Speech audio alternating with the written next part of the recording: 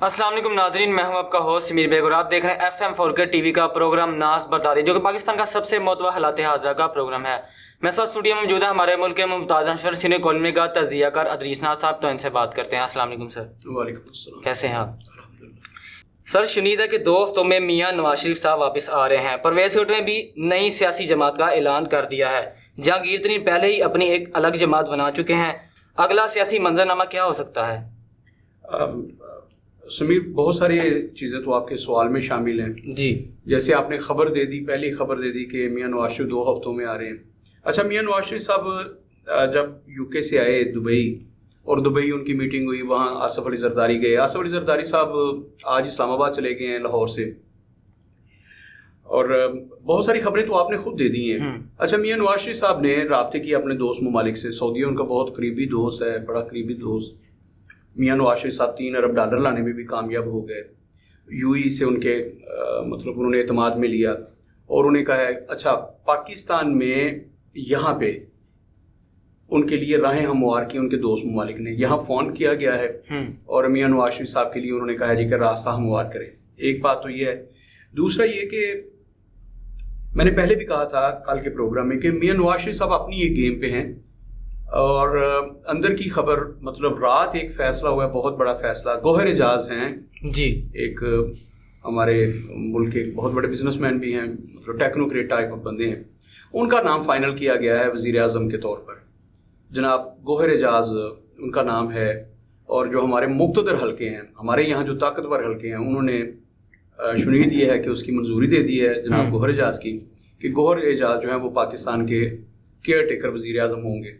अच्छा, गौहर एजाज को लाने का जो उन्हें टास्क दिया गया है वो बड़ा वाज़ेह है।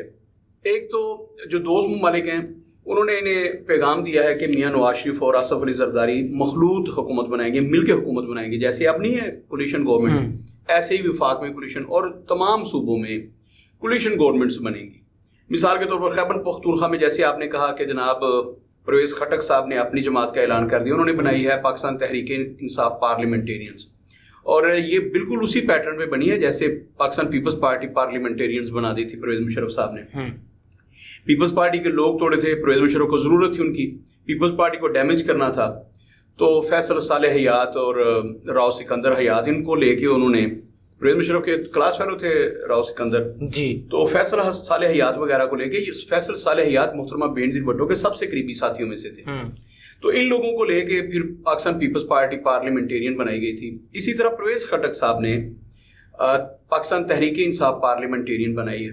इसमें कोई शुबा नहीं है कि परवेज़ खटक अपने हल्के में और खैबर पख्तूनख्वा में बहुत मजबूत सियासी शख्सियत है, एक कद्दावर सियासी शख्सियत, और उनका रख रखाव, लोगों से मिलना मिलाना, मेल जोल, वो बड़े मलापड़े हैं। उनका बड़ा ताल्लुक है, असर और रसूख है उनका। उनके हल्के में तो ये कहा जाता है कि अगर वहाँ पे वो एक मतलब छड़ी को खड़ा कर दे ना चौक में और कह दे कि ये मेरी तरफ से एक कैंडिडेट है, तो लोग उसे भी वोट देंगे। लोग उनसे इतनी वालहाना मोहब्बत करते हैं। जब उनकी ये पाकिस्तान की अखलाकियात का वैसे जनाजा है कि मतलब कल जो गुन गाया करते थे खान साहब के, इमरान खान की बात कर, जिनका नाम लेने पे पाबंदी है, तो आज मतलब सबसे ज्यादा उनको चैलेंज कर रहे हैं। तो परवेज़ खटक साहब ने इमरान खान साहब को ये चैलेंज किया।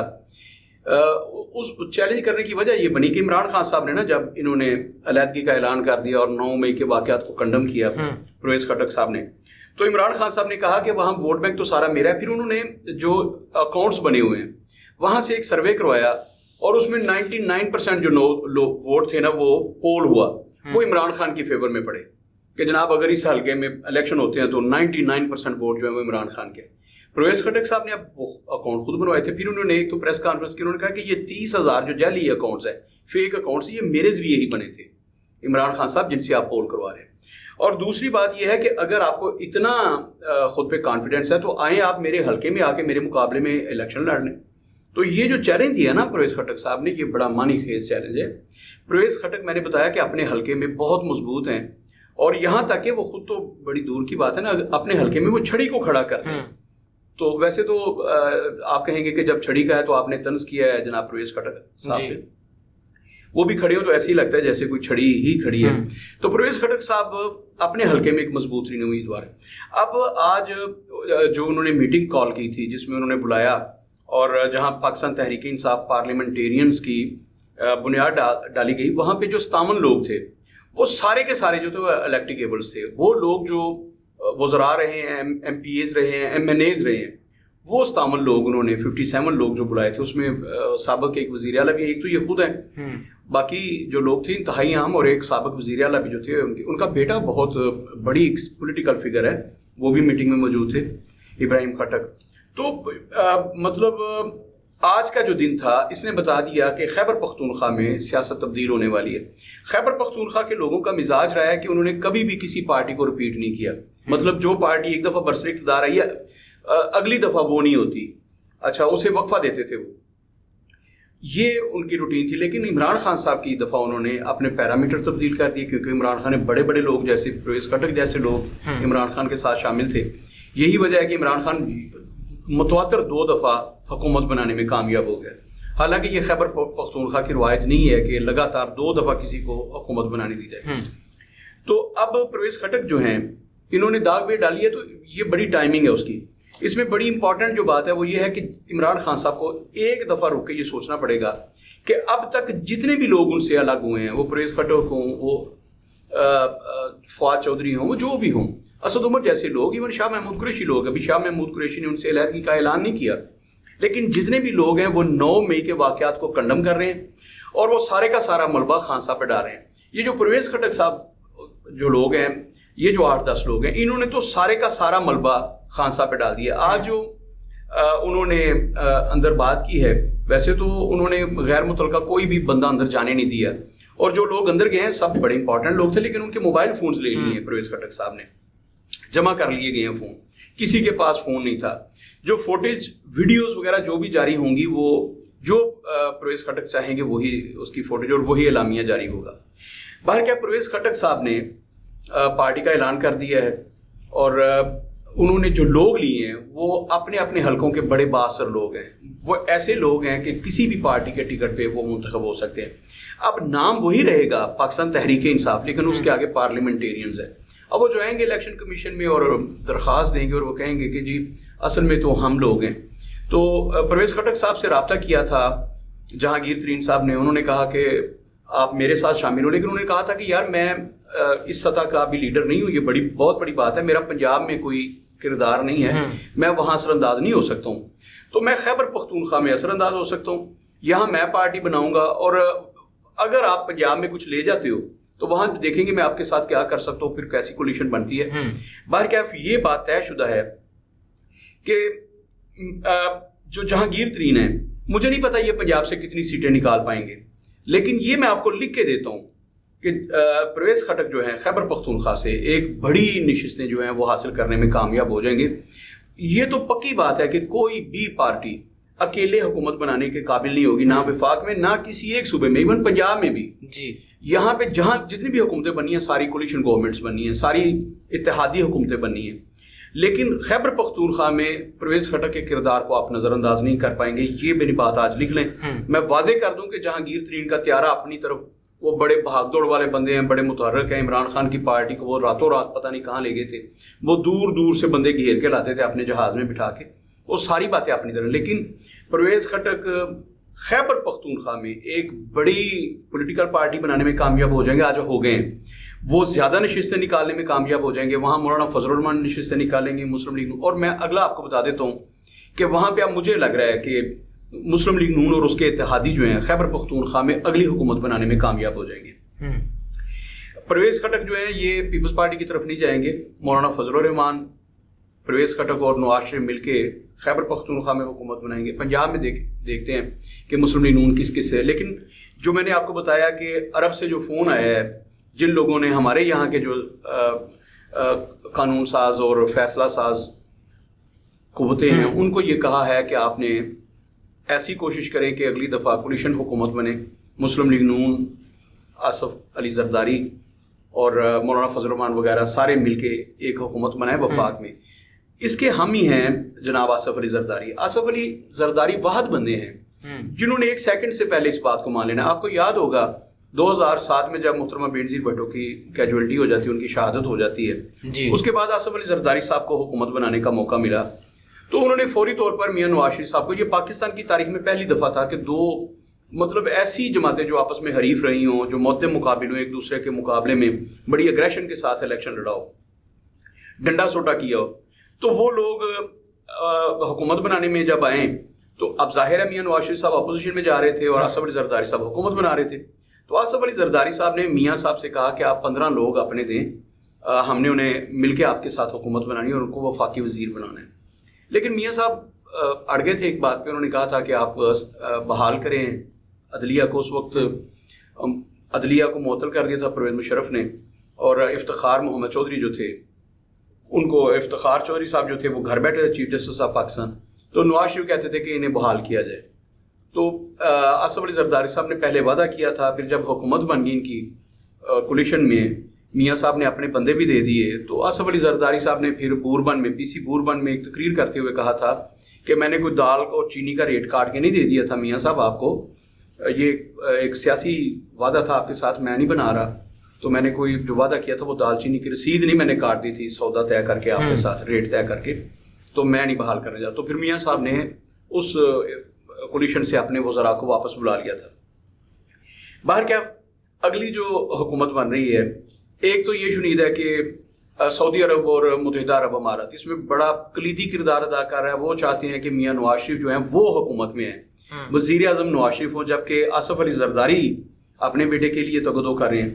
تو اب جو بھی فارمولہ طے پائے، اور میاں نواز شریف صاحب نے جب یہ کہا ہے نا کہ میں اگلی دفعہ وزیر اعظم کا امیدوار نہیں ہوں، تو یہ بھی ممکن ہے کہ میاں نواز شریف صاحب صدر پاکستان ہوں اور بلاول بھٹو زرداری جو ہیں وہ وزیر اعظم ہوں.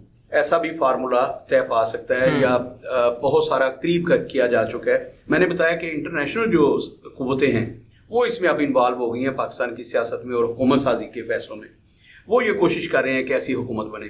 تو آج یہ بریکنگ نیوز سمجھ لیں، ادریس ناز ایکسکلوسیو سمجھ لیں آپ کے ناز برداریاں میں، کہ اگلی جو حکومت بن رہی ہے اس میں ممکن ہے میاں نواز شریف جو ہیں وہ صدر آ جائیں اور بلاول بھٹو زرداری جو ہیں وہ وزیر اعظم ہوں. اسی طرح بڑے جو عہدے ہیں، مثال کے طور پر وزیر خارجہ جو ہے وہ مولانا فضل الرحمان کی پارٹی سے لے لیا جائے، مسلم لیگ نون کا سینیٹر جناب یاز صادق کو بنا دیا جائے، اس کا اسپیکر قومی اسمبلی وغیرہ وغیرہ. تو ایسا کر کے کچھ اگلی دفعہ ہو سکتا ہے. اور اس میں سب سے امپورٹنٹ بات، جیسے میں نے آپ کو کہا کہ ایک فیصلہ ہوا ہے ابھی تک کا، جو رات کی بات آپ کو بتا رہا ہوں، کہ گوہر اعجاز ہیں، ان کا نام لیا جا رہا ہے کیئر ٹیکر کے طور پر، کہ گوہر اعجاز کو کیئر ٹیکر لے لیا جائے. تو میں آپ کو ایک بات، اللہ کرے کہ یہ بات جو میں کر رہا ہوں یہ ایک مفروضہ ہی ثابت ہو. اگر گوہر اعجاز آ جاتے ہیں نا کیئر ٹیکر وزیر اعظم کے طور پر، نگران وزیر اعظم، اور گوہر اعجاز آتے ہیں، تو یاد رکھیے گا پھر الیکشن 2023 میں نہیں ہوں گے، پھر الیکشن 2024 میں ہوں گے. 2024 میں جنوری فروری مارچ میں ہوتے ہیں یا اکتوبر 2024 میں ہوتے ہیں، پھر اس پہ بحث نہیں ہے. لیکن یہ میں آپ کو پھر ابھی سے میرا تجزیہ ہے، میں کوئی نجومی تو نہیں اسے پیشگوئی کہوں کہ میں پیشگوئی کرنے جا رہا ہوں، یہ میرا پولیٹیکل انالیسز ہے. اگر گوہر اعجاز آتے ہیں کیئر ٹیکر، تو ان کو جو مینڈیٹ دے کے بھیجا جا رہا ہے، جو ان کو کہا جا رہا ہے کہ آپ نے یہ جا کے کرنا ہے، وہ ایک لمبا ایجنڈا ہے، وہ اتنی جلدی طے ہونے والا نہیں ہے. اس میں آپ کو تھوڑا سا بتا دوں کہ جناب عمران خان صاحب کو حتمی طور پر سزا دلوانا اور ہمیشہ کے لیے سیاست سے ناک آؤٹ کرنا، یہ ان کے ٹاپ ایجنڈے میں شامل ہے.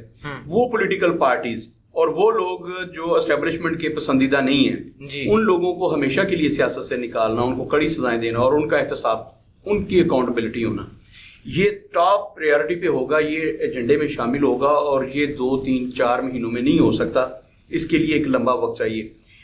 بار بار میں کہہ رہا تھا، میں نے 1 سال پہلے کہا تھا کہ عمران خان کے کردار کو، سیاسی کردار کو، آج بھی جو لوگ ناز برداریاں پروگرام میں جائیں گے، جو ٹاپ ریٹنگ پہ پروگرام پڑا ہے وہ یہی ہے کہ عمران خان کے سیاسی کردار کو محدود کرنے کا فیصلہ کر لیں. اس وقت کوئی بات سننے کو تیار نہیں تھا، ماننے کو تیار نہیں تھا، کیونکہ عمران خان بہت پاپولر تھے. آج حالات ایسے پیدا کر دیے گئے ہیں کہ عمران خان کی پارٹی میں آپ کو کوئی ٹکٹ لینے والا نہیں ملے گا. عمران خان، پہلی بات تو پارٹی بچے گی نہیں جب تک الیکشن آئیں گے. اگر الیکشن آتے، آپ دیکھیں نا کہ جن لوگوں نے عمران خان کے ٹکٹ لیے تھے، یہ 2 صوبوں میں، پنجاب میں، اور ٹل لگا دیا تھا نا ہمارے سپریم کورٹ آف پاکستان نے، انہوں نے کہا جی نہیں 14 کو یہ الیکشن ہوں گے. تو بھائی جب عمران خان صاحب نے ٹکٹ دے دیے تو انہوں نے واپس کیے ہیں عمران خان صاحب. انہوں نے کہا جی ہم نے آپ کے ٹکٹ پر الیکشن نہیں لڑنا. وہ عمران خان جس کو ملنے کے لیے انٹرویو دینے کے لیے لوگ 2-2 4-4 5-5 کروڑ روپیہ خرچ کرنے کے لیے تیار تھے, انہوں نے پھر وہ ٹکٹ واپس کیے. تو عمران خان صاحب کی پارٹی کا کوئی ٹکٹ لینے کو تیار نہیں ہوگا. پنجاب میں آ گئی استحکام پاکستان پارٹی, جسے جہانگیر ترین اور علیم خان دیکھ رہے ہیں, فردوس عاشق اوان ہے اس میں, یہ لوگ دیکھ رہے ہیں. خیبر پختونخوا میں آج جو اعلان ہو گیا ہے تحریک انصاف پارلیمنٹیرینز کا, اس کو جناب پرویز خٹک دیکھیں گے, اور انہوں نے بڑے بڑے نام اپنے ساتھ شامل کر لینے ہیں. آنے والے دنوں میں آپ دیکھیے گا, ہفتے 10 دن میں پرویز خٹک صوبہ خیبر پختونخوا کی سب سے بڑی پولیٹیکل پارٹی بنانے میں کامیاب ہو جائیں گے. اس پارٹی کو اپنی جو انہوں نے تحریک انصاف پارلیمنٹیرینز ہے, وہ سیٹ ایڈجسٹمنٹ بھی کر سکتے ہیں پیپلز پارٹی اور مسلم لیگ نون کے ساتھ. خیر یہ تو اگلا فیصلہ آج تو انہوں نے پارٹی کا اعلان کیا جی. باہر کیا میں دعا کروں گا کہ الیکشن وقت پر ہو جائیں, اور میں بار بار کہتا ہوں کہ چونکہ ساری قوم چاہتی ہے کہ الیکشن ہو جائے, الیکشن ہو یا نہ ہو پاکستانی قوم کو اس کا کوئی بینیفٹ نہیں ہونا. وہی پالیسیز ہیں IMF کی, وہی مہنگائی ہوگی, وہی بے روزگاری ہوگی, وہی لوڈ شیڈنگ ہوگی, سب کچھ تو وہی رہنا ہے. پتہ نہیں الیکشن ہونے کے بعد کیا فائدہ پہنچنا ہے. کیئر ٹیکر اب پنجاب میں وہ دیکھیں بیٹھے ہیں جناب محسن نقوی صاحب, تو جو شہباز شریف صاحب پنجاب میں کیا کرتے تھے وہی محسن نقوی کر رہے ہیں. انہوں نے بھی یوں سمجھ لیں کہ صرف یہ ہے کہ انہوں نے شہباز شریف کی طرح لمبے بوٹ نہیں پہنے, وہ بھی چھتری تان کے نکلے ہوتے ہیں سڑکوں پہ. پورا لاہور ڈوب گیا, لیکن اللہ کے فضل و کرم سے جناب محسن نقوی صاحب کی آنی جانیاں ختم نہیں ہو رہی جی. تو غور کریں آپ, لوگوں کے حالات نہیں بدل سکتے. بارش ہوئی ہے تو شہباز شریف صاحب یہی ڈرامے بازیاں کرتے تھے, لمبے شوز پہن لی اور سڑکوں پہ نکل ہے. جناب محسن نقوی بھی یہی کر رہے ہیں. کیا ہوا ہے ان کے آنے سے؟ کیا واسا نے ٹھیک سے کام کرنا شروع کر دیا ہے, اداروں نے, مطلب وہی سب کچھ ہے. ان کی بے بسی ہے. وہ کہتے ہیں جی بار بار ٹرپنگ ہو جاتی ہے, لائٹ بند ہو جاتی ہے, تو پھر ٹیوب ویل نہیں چلتے, پانی کا نکاس نہیں ہوتا, تو اس وجہ سے زیادہ دیر سڑکوں پر پانی کھڑا رہتا ہے. خیر یہ جو پچھلے دنوں بارش ہوئی ہے اس میں کوئی شبہ نہیں ہے کہ انہوں نے ٹیم ورک کے ساتھ کام کیا ہے, اور صرف 3 سے 4 گھنٹوں میں انہوں نے لاہور سے پانی نکال دیا تھا, اس میں کوئی شبہ نہیں ہے جی. اور اس روز اتنی بارش ہوئی ہے کہ لاہور کی تاریخ میں پہلی دفعہ جو لاہور کینال ہے, جو لاہور کے درمیان میں سے نہر گزر رہی ہے, وہ ابل پڑی ہے جی. اس میں سے پانی باہر نکل کے ٹاؤن شپ وغیرہ میں, ان علاقوں میں جو ارد گرد ہیں نہر کے, ان ٹاؤنس کے اندر پانی چلا گیا. یہ لاہور کی تاریخ میں پہلی دفعہ ہوا ہے.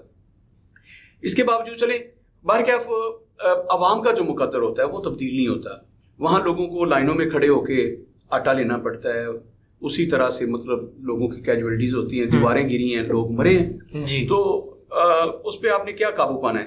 خیر وفاق میں بھی اگر کیئر ٹیکر رہیں تب بھی, اور اگر کوئی کولیشن گورنمنٹ بن بھی جائے تو ہماری پالیسیز جو ہے وہ تو ہونی ہے IMF کے کہنے پہ بننی ہے, تو اس میں کوئی بہت بڑا فرق نہیں پڑنے والا. وہی بجلی کا ٹیرف جو آپ نے طے کر لیا ہے IMF کے ساتھ, اسی پر امپلیمنٹ کروانا ہے, چاہے کیئر ٹیکر گورنمنٹ ہو اور چاہے منتخب نمائندے آ جائیں, انہوں نے اسی ایجنڈے کو لے کے چلنا ہے. اس کے باوجود میری دعا ہوگی کہ جو کیئر ٹیکر ہیں وہ 90 دن کے اندر اندر انتخابات کروا دیں, تاکہ عوام کو کم از کم یہ اطمینان رہے کہ ہم نے ووٹ دیے تھے. حالانکہ عوام کے ووٹوں سے حکومت نہیں بنتی پاکستان میں, لیکن کم از کم عوام کو یہ تو اطمینان رہے گا کہ ہم نے جناب بھنگڑے ڈالے تھے, ہم نے آوے آوے جاوے جاوے, شیر ایک باری پھیر تے, تیر تے موڑا ٹھکا ٹھا وغیرہ وغیرہ جو بھی نعرے لگائے تھے, اس کے نتیجے میں حکومت بنی ہے. کم از کم عوام کو یہ اطمینان رہے گا. باقی جو ہے ان کے لیے آٹا مہنگا, چینی مہنگی, گھی مہنگا, بجلی مہنگی, پیٹرول مہنگا, وہ تو ایسے ہی چلتا رہنا ہے, اس میں کوئی نمایاں فرق نہیں آنا.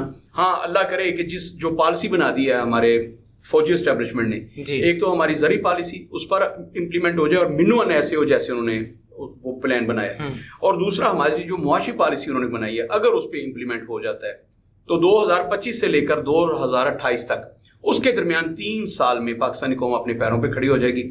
IMF سے ہم رفتہ رفتہ نجات حاصل کر لیں گے, اور اس میں کسی بھی پولیٹیکل پارٹی کا کوئی بڑا رول نہیں ہے. یہ میں آپ کو لکھ کے دے دوں. اگر آپ کہیں کہ اس میں عمران خان کا, یاسر علی زرداری یا شہباز شریف کا رول ہے, کوئی ان کا رول نہیں ہے جی. اگر ایسا ہو جاتا ہے تو اس پالیسی کی وجہ سے ہونا ہے جو ہماری اسٹیبلشمنٹ نے دی ہے. یہ سارا کریڈٹ ہونے جائے گا, اللہ کرے وہ ہو جائے, پھر 2025 سے لے کر 2028 کے درمیان پاکستان اپنے پیروں پہ کھڑا ہو جائے گا. جی سر, بہت شکریہ. اپنے میزبان سمیر بے کو اجازت دیجیے. اللہ حافظ.